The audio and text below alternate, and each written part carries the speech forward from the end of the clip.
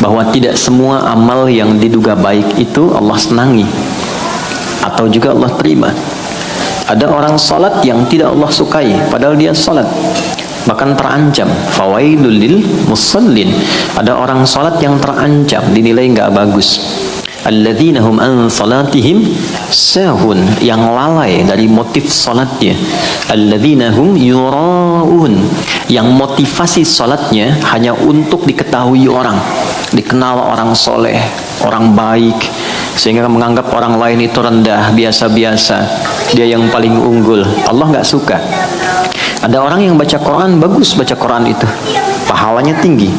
Tapi ada orang-orang yang membaca Al-Quran sekedar menjadikan Quran alat pencarian dunianya. Ada orang yang sengaja memotong ayat, ini kata Al-Quran, ya, menggunakan dalil untuk kepentingan dunianya. Maka ada faminhum zalimun linafsih wa minhum muqtasid wa minhum sabiqun bil khairati biidznillah. Jadi jika perbuatan baik saja berpotensi bisa berubah, apalagi nilai bagi sebuah perbuatan yang buruk. Saat menghindari keburukan, pahalanya bisa lebih tinggi dibandingkan mengerjakan kebaikan. Mengerjakan kebaikan dalam bahasa Quran disebut dengan amar ma'ruf, meninggalkan segala yang buruk, yang tidak ideal, yang dilarang, disebut dengan nahi mungkar. Kebaikan itu singkatnya cuma dua. Kalau bukan memperbanyak sesuatu yang baik, segala yang disepakati baik, ideal, dari ujung kepala sampai ujung kaki, menatap yang baik-baik, bicara yang baik-baik, melangkahkan kaki ke tempat yang baik, berkreasi yang baik-baik, itu amar ma'ruf. Atau menghindari lawannya, lawan baik buruk, lawan saleh salah. Jangan bicara yang salah, jangan menggunjing, jangan mencela, jangan menatap yang terlarang, jangan melangkah kepada yang tidak bermanfaat. Itu nahi mungkar. Kalau mampu memperbanyak dua hal ini, maka berwujudlah manusia yang ideal, manusia paripurna, khairul insan. Kalau kompak sama-sama mewujudkan itu, kita belajar untuk kompak saling mengingatkan, menjadikan keluarga, kemudian menata kepada arah-arah yang baik, mengajak untuk berjamaah pada kebaikan, maka berubah dari pribadi, personal kepada komunal. Kelompok yang menyatu mengerjakan satu hal disebut dengan umat namanya. Kalau umatnya jadi baik, umat musyawarah, menghimpun teman-teman, saling berbagi, saling mengingatkan, saling mengajak kepada kebaikan, maka dia berubah dari kebaikan personal menjadi kebaikan komunal, jadi khairu ummah. Ya, Quran surah ketiga ayat ke-110, kuntum khaira ummah. Modalnya apa? Ini, kuntum khaira ummatin ukhrijat linnas ta'muruna bil ma'ruf wa tanhauna 'anil munkar. Nah, pelan-pelan kita beraktivitas kan ada waktunya, ya kan? Sehari akumulasi jadi pekan, pekan akumulasi jadi bulan, bulan akumulasi jadi apa? Tahun. Setahun berapa bulan? 12. Desain 12 bulan ini itu ketetapannya langsung dari Allah. Jadi manusia nggak bisa menambah atau mengurangi jika tidak terjadi keseimbangan dalam pembagian waktu. Maka turunlah Quran surah ke-9 ayat 36.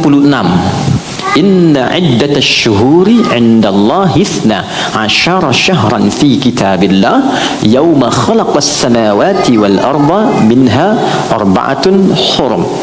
Desain pembagian waktu, kata Allah, sejak aku mencipta langit dan bumi, aku bagi setahun 12 bulan.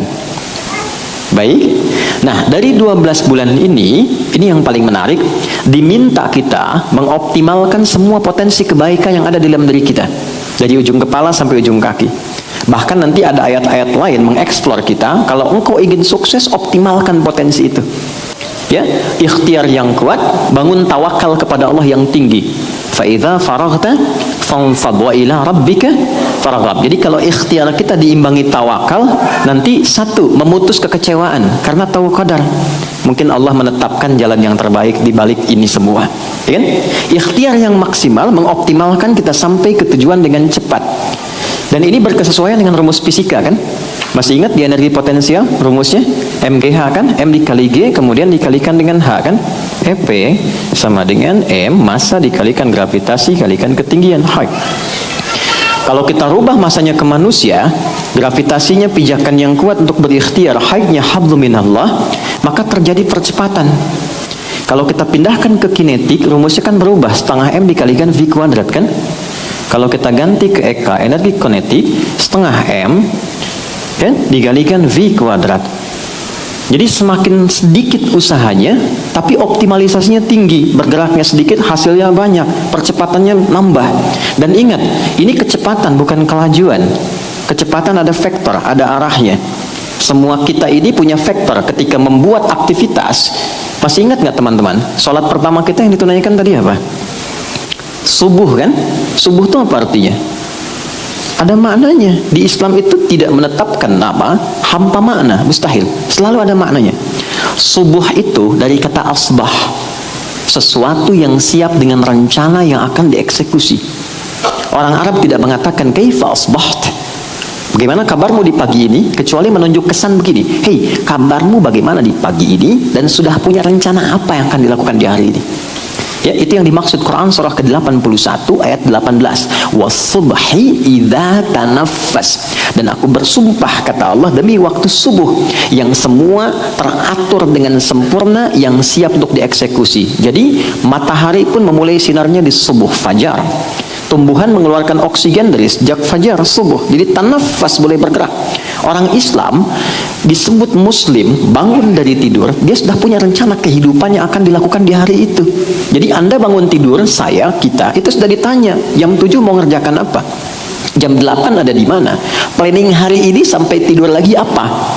Nah, rencana yang telah kita ukur itu dan kita siapkan, sebelum kita kerjakan dieksekusi, kita mau menghadap Allah lewat skema sholat. Makanya ada sholat subuh. Kita mintalah dalam sholat supaya rencana ini dimudahkan, disepakati, dan dibimbing oleh Allah agar hasilnya optimal. Ini yang menjadikan para sahabat dulu beraktivitas tuh ke masjid dulu. Nanti pulang dari pekerjaan, ke masjid lagi mampir, baru ke rumah. Karena itu aura yang dibawa ke rumah itu auranya aura masjid. Dan masjid kan tenang. Anda kan di jalan ketemu orang singgungan dengan mobil, dengan kendaraan lain, kadang-kadang emosi meningkat, sudah di kantor banyak masalah, di jalan penuh problem, terakumulasi, yang kena anak.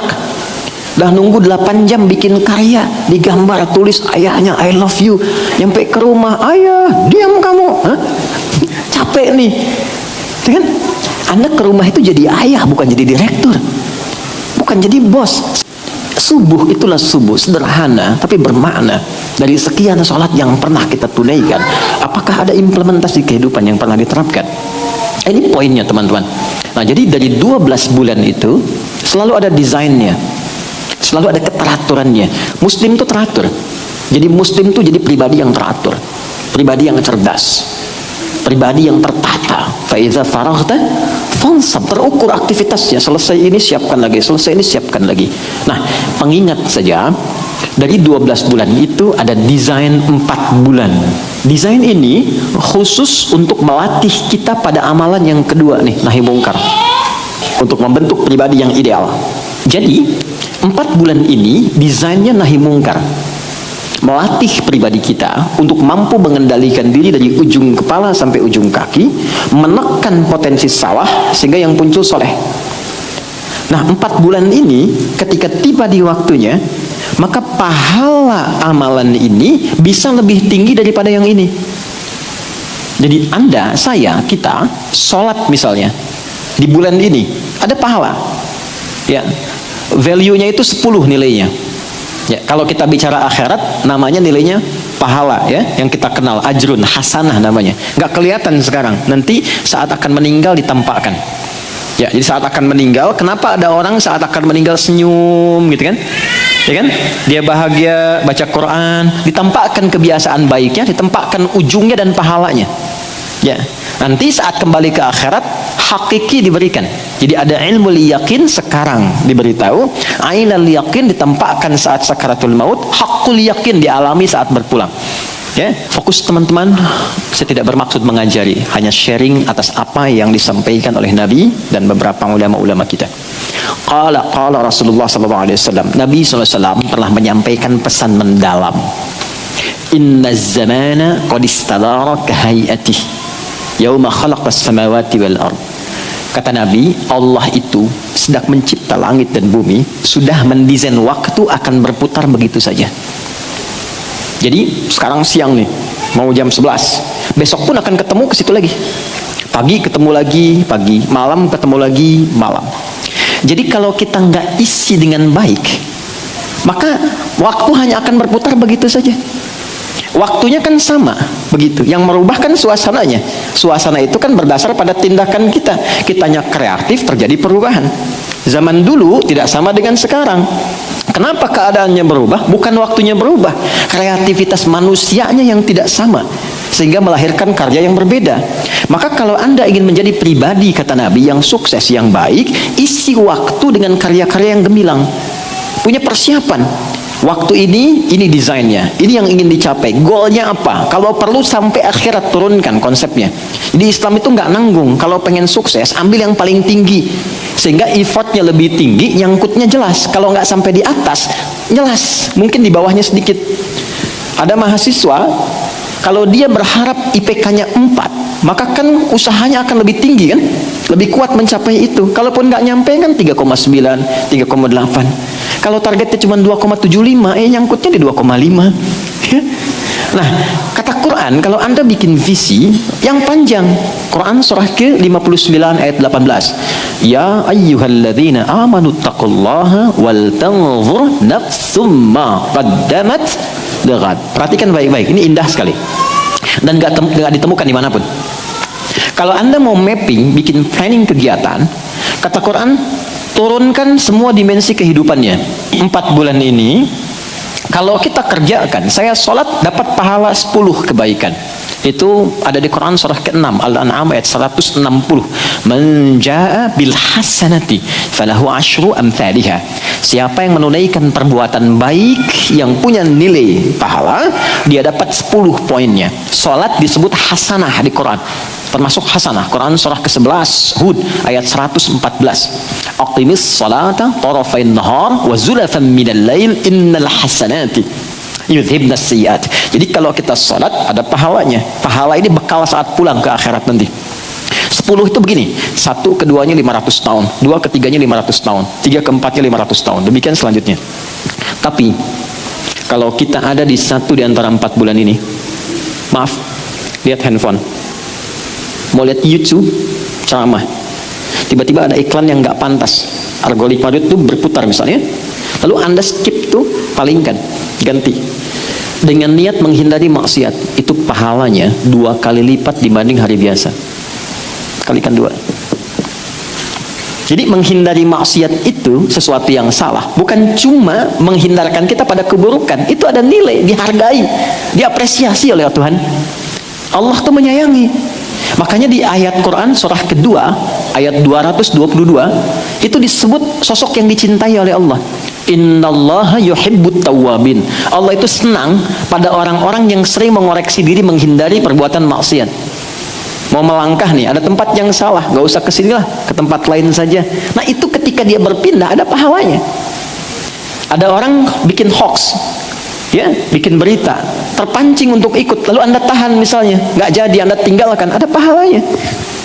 Dan pahala di waktu itu 2 kali lipat. Nah yang 4 bulan ini nanti dirinci dalam hadis, misalnya Sahih Muslim, karya Imam Muslim, nomor hadis 1679. Riwayat sahabatnya namanya Abu Bakrah, dikenal dengan Nafi'. Sekarang kita ada di dunia, dan ini kita akan tinggalkan kan? Bahkan diumumkan loh, terdengar di telinga. Ya kan? Kalau si fulan duluan pulang, kan diumumkannya telah meninggal dunia kan? Oke? Berarti ini akan ditinggalkan kan? Dan itu pasti sifatnya. Ya, sesuai dengan ajal namanya. Waktunya tiba, maka di situ kita akan berpulang. Dan gak bisa milih. Quran surah ke-7 ayat 34. Likulli ummatin ajal, fa idza jaa ajaluhum la yastakhiruna sa'atan wa la yastaqdimun. Setiap manusia, bahkan umat, bahkan generasi berganti, itu punya masa hidup. Kalau sudah tiba, dia berpulang, gak bisa dimundurkan atau dimajukan. Jadi bisa saja terjadi, Anda misalnya duluan, saya belakangan, mungkin. Atau ditukar, ya kan? Saya belakangan, Anda duluan, kan mungkin juga terjadi gitu ya. Ya intinya kita meninggalkan dunia ya. Baik. Oke, sekarang dari dunia pindah kemana? Ke barzakh ya, tempatnya disebut kubur. Afala ya'lamu idza bu'thira ma fil kubur. Dari kubur kemana? Akhirat kan ujungnya. Berarti ada 3 alam yang kita lalui. Nah di akhirat ini karena akhir tuh ujung sesuatu. Tapi kalau ujung tidak ada awalnya lagi, itu tembok ya. Kalau nggak ada setelah itu space lagi, murni akhir, itu tambah tak di ujungnya, namanya akhirat. Jelas? Maka ketika disebut akhirat, artinya ini ujung sesuatu, ujung tempat kehidupan. Setelah ini nggak ada lagi yang lain. Dunia meninggal masih ada ini barzakh. Barzakh itu pemisah di antara dua. Bainahuma barzakhul la yabghiyan. Oke. Di barzakh tidak akan abadi, bangkit, ya kan? Kemudian pindah. Di sini yang abadi. Jadi kalau ada status di sini itu akan selalu berganti. Makanya tiap hari bisa update status kan? Karena berubah. Ya, status sosial bisa berubah. Ya kan? Hari ini cukup, besok kaya. Besok kaya, selanjutnya bisa cukup. Hari ini punya jabatan, begitu purna, selesai, berganti datang yang lain. Karena itu kehidupan di dunia disebut dengan khalifah. Dari kata khalafa, sesuatu yang saling menggantikan. Ayah selesai, datang anaknya. Anak selesai, datang cucunya. Jabatan selesai, nggak ada yang abadi. Karena dibatasi, pasti akan ada yang menggantikan. Kaya juga begitu, selesai. Paling tidak sepakat di garis kematian, wafat. Pindah ke sini, bekalnya sudah berbeda. Karena itu meninggalkan ini hukum alam, hukum tempat itu kan pindah tempat, pindah hukum kan. Oke, kita sekarang ada di Indonesia, mau ke Malaysia. Kalau sudah ke Malaysia yang dipakai hukum apa? Malaysia. Pindah tempat, pindah hukum. Dari Malaysia mau ke Amerika, hukum Malaysia berhenti, hukum Amerika yang berlaku. Jadi inter dunia saja hukumnya berbeda. Sekarang kita mau meninggalkan dunia, pengen pakai hukum yang sama, mustahil. Karena itu semua barang-barang dunia itu selesai saat di dunia. Dibawa ke kubur aja nggak laku kok. Bukan berarti nggak boleh selama di dunia, silahkan. Tapi value-nya, naikkan value-nya supaya nanti memberikan nilai ke sini. Silahkan pakai hukum dunia di sini, gunakan value akhirat sehingga ketika pindah kita punya bekal. Puncaknya di sini. Cuman 2 pilihannya. Kalau bukan di tempat kenikmatan darun naim, surga, atau di tempat kenestapaan neraka. Cepat. Wal tanzur, kembali ke Quran surah ke-59 ayat 18. Wal tanzur nafsum ma qaddamat lighad. Dan ayat ini dibuka dengan kata iman. Ya ayyuhalladzina amanu. Hai semua orang yang beriman, tingkatkan takwamu kepada Allah dan kalian mesti punya visi hidup yang panjang. Jadi ternyata teman-teman, jadi orang yang muslim beriman itu adalah orang yang visioner. Di semua konsep kehidupan kita, even sekarang kita hidup di dunia, harus visioner. Ya, di antara visi itu jangan tanggung kata Allah, turunkan skemanya dari yang paling tinggi. Wal tanzur nafsum ma qaddamat li ghad. Ghad itu akhirat. Jadi kalau mau bikin kegiatan kata Allah, ya, ini bagus sekali desainnya dan tentu sempurna karena dari Allah. Turunkan dulu tempat yang terakhirnya, goal itu turunkan yang paling tingginya dulu. Kita kan terakhir di sini kan, insya Allah ya. Surga itu ada 8 tingkat. Paling tinggi surga Firdaus. Siapa yang mau ke Firdaus? Nah, gitu ya. Jadi gini, kata Quran, kalau pilih dan menempatkan sesuatu, tempatkan yang paling tinggi. Jadi kalau kita tempatkan di Firdaus, nyangkutnya kan jelas ya. Paling tidak surga standar kan. Yang nikmatnya juga sudah nikmat ya. Tapi kalau Anda katakan, ya yang penting masuk surga lah, nggak usah tinggi-tinggi amat ya. Si amat aja nggak tinggi bisa kan. Anda pilih yang biasa. Tapi kalau nggak nyampe situ, di mana nanti nunggunya? Ya kan? Oke, maka ini turunkan surga Firdaus. Nanti Firdaus amalannya apa? Beruntungnya, berbahagianya sebagai muslim, di Islam tuh lengkap semuanya. Petunjuknya lengkap. Tidak ada satupun aktivitas kecuali ada petunjuknya. Tidak ada satupun kejadian, pekerjaan, tempat kecuali ada petunjuknya. Silahkan Anda bandingkan dengan manapun. Ini menunjukkan kebenaran dalam Islam. Gak mungkin bisa memberikan petunjuk dengan tepat di setiap tempat aktivitas yang kita lalui kecuali siapa? Yang mendesainnya. Kan ada fitrah kemanusiaan, hanya manusia yang bisa melakukan itu. Tapi kalau nggak bisa dikerjakan, berarti manusia lemah di situ. Harus ada yang lain yang mendesain itu. Allah telah menyiapkan segalanya buat dari Firdaus. Turunlah Quran surah ke-23 ayat 1 sampai 9. Penghuni surga Firdaus itu apa saja, dan yang dijelaskan bukan profesinya tapi karakternya. Qad aflahal mu'minun alladzina hum fi salatihim khashi'un walladzina hum 'anil lagwi mu'ridun walladzina hum lizakati fa'ilun. Penghuni surga Firdaus itu ternyata pertama orang yang membangun hubungan baik dengan Allah. Kalau Anda pengen ke surga Firdaus, yang punya Allah, punya hubungan gak baik sama Allah, gimana mau masuk? Membangun hubungan baik dengan Allah, caranya disebut dengan sholat, skemanya di sholat. Maka mulai sekarang kita mesti mendalami ini, karena ini pangkal dari semua kebahagiaan dunia dan akhirat kita. Kemudian yang kedua apa? Contoh, maaf ya, Anda mau jadi apapun silahkan. Pengusaha boleh, pebisnis oke, diplomat, birokrat, ilmuwan silahkan. Kan semua tidak menghalangi untuk punya hubungan baik dengan Allah kan? Sholat silahkan. Kemudian walladzina hum 'anil lagwi mu'ridun, pada yang tidak penting tinggalkan. Obrolan yang tidak penting, hal yang tidak penting, yang nggak bermanfaat, itu ini. Kalau pengen ke sini, turunkan sampai ke bawah. Nah, di antara latihannya lagi apa? Ini. Kalau ada latihannya nahi mungkar, meninggalkan yang tidak penting, yang tidak bermanfaat, tepat di 4 bulan ini, pahalanya 2 kali lipat. 4 bulan ini kata Nabi, maaf, talata mutawaliyat. Isi waktu dengan benar selama 12 bulan. Jangan ada waktu yang kosong, yang sia-sia, pesan Nabi. Siapkan visi sampai ke akhirat yang paling tinggi, sukses dunia, alam kubur baik, akhirat tenang. Latihan 4 bulan utama.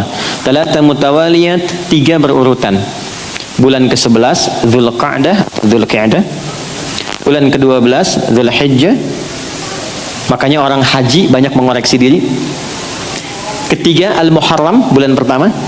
Ingat, ada haram, ada muharram, ada al-muharram, itu beda. Muharram itu perbuatannya. Mencuri muharram, hukumnya haram. Waktu meninggalkan hal yang dilarang al-muharram. Jelas? Oke. Satu lagi apa? Rajab. Wa Rajabun Mudhar syahrun baina Jumada wa Sya'ban. Bulan Rajab yang letaknya di antara bulan 6 dan bulan 8, Jumada dan Sya'ban. Rajab itu, maaf, bulan evaluasi, bulan mengoreksi diri, bulan muhasabah.